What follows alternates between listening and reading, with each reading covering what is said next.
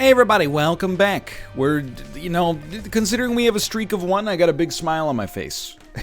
We had an amazing run yesterday. This one's pretty good too. WDX7X7-2E. It rhymes. How about that? Anarchist Cookbook, not so good.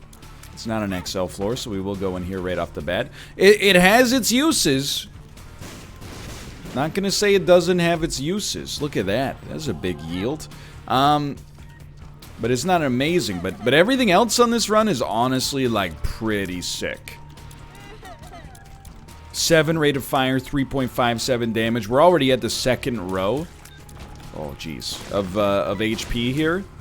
I mean, that might not last forever, but it's a pretty nice start. You know what's weird about Anarchist Cookbook? I really feel like this is a very, very minor thing. I don't want to make it sound like, oh, geez, I sure hope somebody got fired for that blunder. I feel like on big rooms, Anarchist Cookbook always clusters the bombs. Like, I'm gonna put on my programming hat, okay? It's been a while. I wonder if Anarchist Cookbook doesn't actually check to see the physical dimensions of the room before it spawns the bombs, and instead, if it just spawns them like within a certain range of units around the center. You know what I mean? Like, instead of being like, oh, this room's 2 times as big, like, let's say instead of being like 100 by, or because this is a normal size room, so instead of being like 200 by 100, it's, 200 by 200. I think instead it might just go, hey, pop them a maximum of 50, a random number that's between 0 and 50 units away from the center. That's my hypothesis of why this works like this.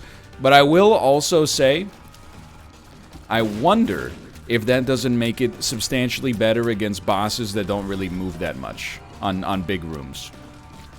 Just throwing that out there. Just putting on my critical thinking cap. Do your own research, sweetie. We love it. We love growth hormones pick up here. I'm gonna check for a second secret room.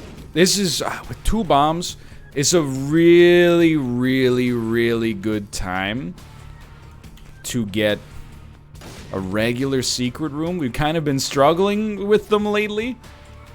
Like, that one is really tough to tell. But an arcade is worth so much, dude. I think we play it like this, okay? I mean, we could blow up some pots. There's probably a better chance there, but I think this is a second secret room. All right, well, we will be leaving then. I'm not mad. Like, our stats are incredible. And you know what? I hate to say it, but maybe it was the best thing for us to lose that terrible run, and then the game, like, the guilt engine kicked in, and now the game is like, okay, be nice.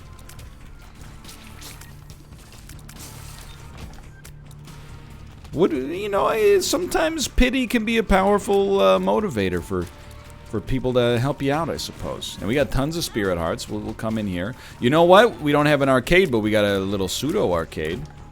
Little pseudo blood bank, at least. So 3.5 HP, 3 HP, 2.5 HP.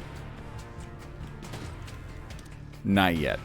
2 HP, 1.5 HP. 1 HP? Half HP? No! Save him! Bro. Well, you know what? The end of the day, we did get a luck upgrade out of it. I was fishing for a secret room there. And you know what? I probably shouldn't have taken it, but we got a Balls of Steel as well. So, I definitely, in all likelihood, don't be there. Be here. This is better. In all likelihood, I would have much preferred to have, gotten whatever he was going to give me item-wise, although there's some items that are not that amazing. Instead, we took a lark and we took some pills, and we found love in a hopeless place. I don't even know who sings that. So I would say I'm very much not in tune with pop music right now, but definitely there's a period from about 2012 to 2016 where I know nothing about pop music. Basically the only song I know that came out in that era that charted at all, it charted. is Umbrella by Rihanna. Even then, I'm pretty sure that came out in like 2012. So yes, and big yes to this as well. You know what? I found myself feeling weirdly old a couple of days ago. Let me explain this whole bit. So, there's a video game franchise called Uncharted you might be familiar with. They're making a movie of it, which I'm gonna be honest with you. I would love for it to not be garbage. Not because I have any love for the Uncharted franchise. I've never really interfaced with it, but more so because, you know, it's just, I mean, I'm not going to root against any movie except for, like, maybe Avatar 4, because I'm just like, come on, James Cameron, like, act like you've been there before. You're gonna release, like, 9 Avatars simultaneously? It's just brazen. But anyway, where was I going with this? Yes. I just want the money, Lebowski, thank you, and we'll just leave after that. But I want to see if we can get into our boss trap room here. The movie's coming out, or at least I think it's shooting, and they're starting to do promos for it. It might not be in theaters until this whole COVID thing wraps up in 2027. But either way, Tom Holland, also known as Peter Parker from Spider-Man, is playing Nathan Drake, the lead actor. There's been a lot of discourse about Nathan Drake being cast too young, which I understand. Tom Holland is he's got a youthful appearance. Why not? Why not take this? But when I was reading, like, oh, he's too young, we should have cast like a 45-year-old guy instead. I was like, come on, man. Tom Holland's actually pretty old. He was born in 1996, and then I got a hit with like a wave of age, to put it in the strangest way possible. Because it used to be like, I've said this many times, like, there was a period of my life where if you were born after 1990, I was like, you will forever be like a little kid to me, even though I was born in late 1988.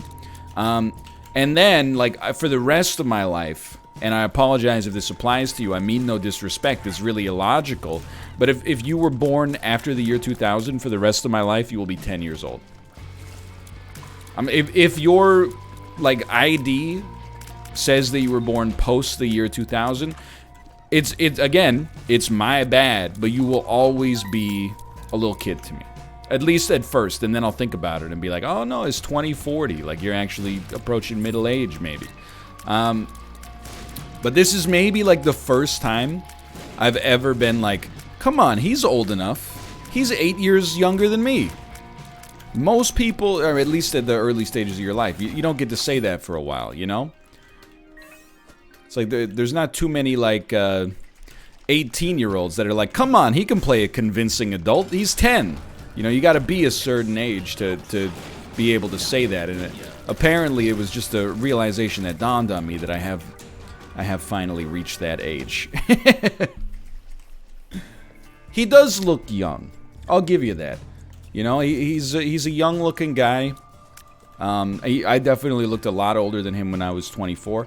I would hazard to guess that, you know, part of it is, you know, just genetics, and then the other part of it is that, you know, from 17 to 23, I didn't have the incentive, like the carrot on a stick of a multi, you know, tens of millions of dollars Marvel contract hanging over my head to treat myself well, so instead, I went to college. But we don't need to speak anymore on that. Either way, that being said, I'm always like, you know, we're really going to do this for every movie? This movie's going to stink. He doesn't look like what I thought the guy would look like. The reason that all these video game movies suck is never because, like, oh, they don't look like the main character. It's always because, and you're going to make me say it, this is what we're going to do today, huh? We're going to fight. It's because the standards for video game stories and the standards for cinematic stories tend to operate on two different rubrics, if you will. I think that, you know, the bar, this is not to say there are not amazing game stories, because that would be false. But what I will say is I feel like the bar for a game story to be considered passable is much lower than it is for a film. That's all I'm saying. That and the flip side of that is sometimes they'll you know, Hollywood just doesn't understand why people like a movie in the first place, and they're like, we got this whole Prince of Persia thing, but what if we just turned it into like Lawrence of Arabia? I guess that probably would have benefited the Prince of Persia movie, which goes into, and I've seen a lot of it, but you got to hear me out on this one. I've heard it's not horrendous, but I will say it's part of a very small contingent of movies that are in an illustrious club, and the club is movies I have turned off on an airplane, and that is not a good sign of quality. If I am trapped in an aluminum cylinder 35,000 feet in the air, and I still go, you know what, this isn't really worth my time, that's where your movie officially has crossed over into, like, we need to do something quick territory. Dude, this is another insanely fast run. And again, like, I'm not really trying to make sure this one's over in record time. It's just very good. Just a very, very good run. I can't believe we didn't get hit there. A lot of explosive diarrhea on this one, huh? Anyway. I just say, it's just one of those, it's the same thing with, like, you know, I get that it's a fandom thing, right? It's an easy thing for everyone to have an opinion on. You know, does this person look like this character, yes or no? But it just always strikes me as, like, putting the, you know, cart before the horse. Would it be nice if they looked exactly like, you know, what you thought the character would look like? Yeah, but on the other hand, you know what would also be nice? If, like, they had Denis Villeneuve directed instead of, and I'm not saying this about the Uncharted movie, because I don't know who's directing it, but with a lot of these video game movies, it's like, oh, sorry, you know, Chris Nolan's unavailable. Instead, we're gonna get some guy who directed 3 music videos for U2 back in 1997. What? It's not great? I can't believe that. But the Elevation music video, though. It had a beginning, middle, and an end. I thought that's all we needed. Same thing for, like, Solo. You know, everyone, oh, it's amazing how much he looks like a young Harrison Ford. On the other hand, nobody wants to see the movie regardless. Not to be rude to Solo, because I heard it was fine. But I did also hear that it was kind of rote, if you will. We don't really want glowing hourglass. I mean, this is not going to beat yesterday's run for speed. Probably. So that was like a 1906 run. It could if this deal with the devil is incredible. And I don't want to just, like, force, like, pseudo speedruns for no reason. But, like, if we get the chance, it might be fun to try to race our PB. Like, the odds of getting 2 runs this good back-to-back are super low, dude. But still.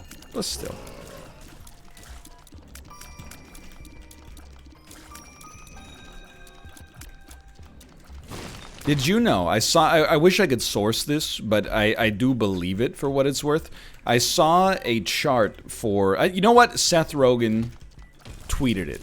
That's how I know it's real. If you can't trust Seth, who can you trust in this mixed up world? But Seth Rogen tweeted it. Did you know of the 9 most streamed television shows I think it's globally, but let's just hedge our bets and say it might be in the US. Of the 10 most streamed shows, 9 of them are on Netflix, and the other one is Amazon Prime's The Boys.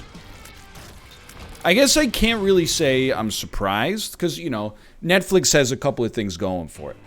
One of the things it's got going for it is it's been around for a while. It's got a large user base. And it's got a lot of shows on it to begin with. Like, here's the thing. Let me be honest with you. There were several of the shows that were on the list were not, like, new shows. Like, The Office apparently is the 4th most streamed show, according to this metric, which I completely believe. For the record, I mean, we were watching through The Office not so recently, or recently, I should say. I don't know why I put unnecessary verbal sauce on it. And then I think there was like How I Met Your Mother or something like that in there. But you know, they had Ratched, which was #1, and like Cobra Kai was #8 or something like that. And there's a lot of stuff that, you know, they got that people enjoy. But I was kind of surprised. Bloody Lust can be really good. I was kind of surprised that there was only one non-Amazon show in there. Like, I thought maybe something from HBO Max or HBO might have had a chance. I don't know, maybe like stuff like Lovecraft Country. People are watching it on like set-top boxes instead, so it doesn't apply in the listings. But I feel like a lot of people are talking about that show. Less people Raised by Wolves, but still, like, I don't know. I guess I don't run in the same kind of, you know, social circles with people who are watching a lot of Ratched. I'm not trying to flex. I mean, I watched like 4 episodes of Parking Wars at 4 in the morning yesterday, but you're not spoiled for choice at that point of your life. But anyway, I would have thought there'd be, like, I'll admit, like, I actually really like Amazon Prime. I think it depends what you're looking for. If you are looking for premiere TV, it's really The Expanse, The Boys. Maybe you got a Top Gear thing going on that you're a big fan of, but and by the way, this is why I get those 2 items confused. Look at that. They're pretty similar. Come on. Scorpio looks like a scorpion. That's the way I remember that. It might be a little too cerebral for some people. But yeah, I really consider Amazon Prime Video, if you want to watch new television programs, is not, you know, what you would subscribe to if you're only going to subscribe to one network or one streaming service. You know, because you're getting The Boys, you're getting maybe Top Gear, and you're getting The Expanse if you're into it. It's good stuff, but it's not like as consistent maybe as you might want to, you know, be paying for it. But I feel like most people don't really buy Amazon Prime Video. They just kind of like, oh, it looks like I have it because I also have Prime or whatever. But I actually, and this is not just being a shill. Maybe there's a little element of shillness, but it's really good for, like, mindless old TV. Like, if you like Unsolved Mysteries on Netflix, you should really, you know, see if you got Amazon Prime Video access, because there are 20 seasons of Unsolved Mysteries on Amazon Prime Video. There's a lot of, like, you'd be surprised. If you're just looking for kind of, like, weird, like, pseudo-trashy stuff instead of premiere television, that's your joint. And I think there's a place for that, dude.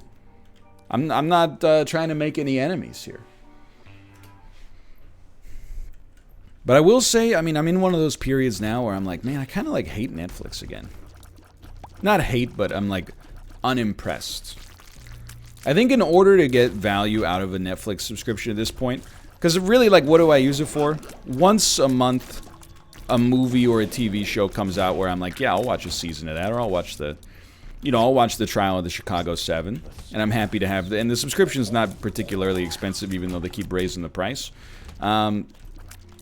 But, you know, to put it in perspective, like, Netflix has a staggering amount of content, and it's $15 a month for the HD version, and HBO is $20 a month. And that's, like, you get Crave with it, but you're still, like, it's not a ton of content compared to what Amazon's got, or compared to what Netflix has got. But I think to really get your value out of it, you have to have, like, one evergreen show you watch all the time.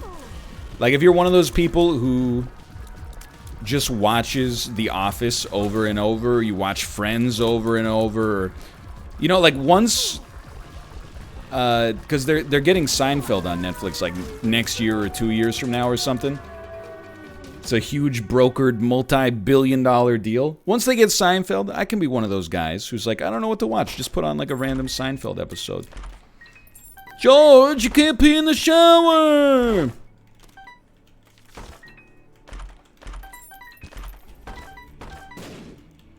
I mean, I'm not trying to be negative to Seinfeld, you know, but the show basically is like, you know, social faux pas. Why shouldn't I? Why shouldn't I pee in the shower? You can't pee in the shower. You pee in the shower? That's gross. Hey, buddy. It's all the same pipes, you know? But there's something familiar in that. But I will, like, to be honest with you, Although I just... that's probably worth taking. But let's try to set a speedrun record here. As much as you might think that I insulted HBO plus Crave in Canada, Crave is just like another... It's like kind of like our Hulu. Just another streaming service.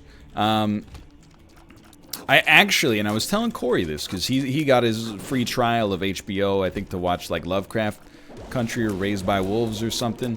I was like, I really, truly think, based on just the quantity of things that I want to see, I will tell you sincerely, I think $20 for HBO plus HBO Max plus Crave is a better value than Netflix.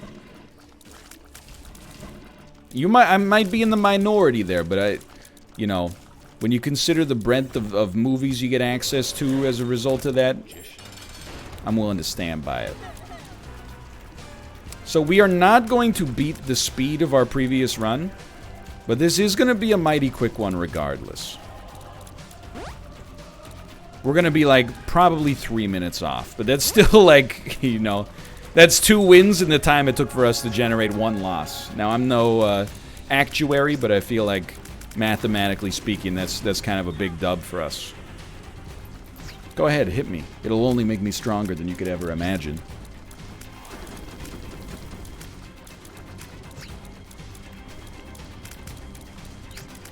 Like, I'm not trying to be anti-Netflix, but... And I understand these are popular shows or popular genres, and they're very cheap to make. But if you took, like, the 200 shows about barbecue, and, like, selling houses in overpriced markets, including my own, and you made, like, 25 cool things that were not about that instead or in addition to monthly, I would be more invested.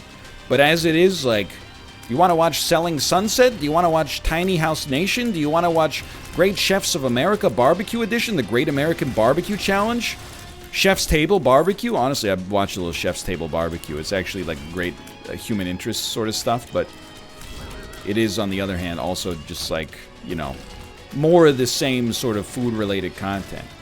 I need shows that are about murder. That's the kind of trash TV viewer I am. Less shows about real estate, more shows about murder.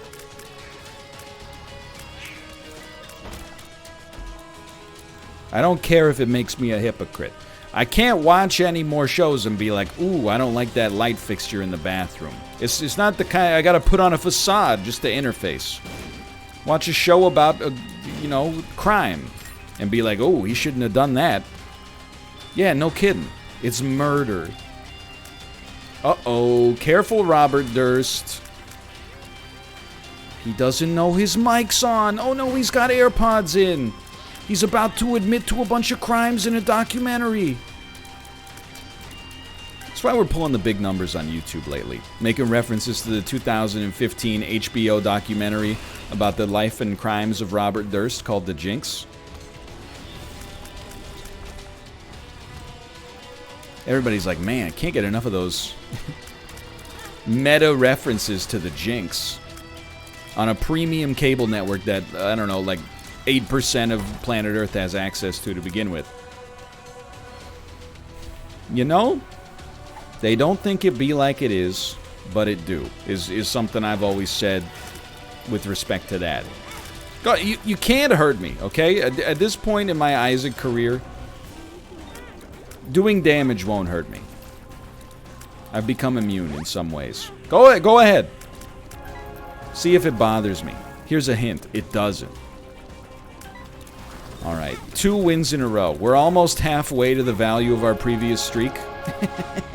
For now, thanks for watching. Hope you enjoyed. If you did, click the like button. Helps out a great deal. Of course, subscribe if you want to see more in the future. For now, thanks for watching. We'll see you next time. See ya!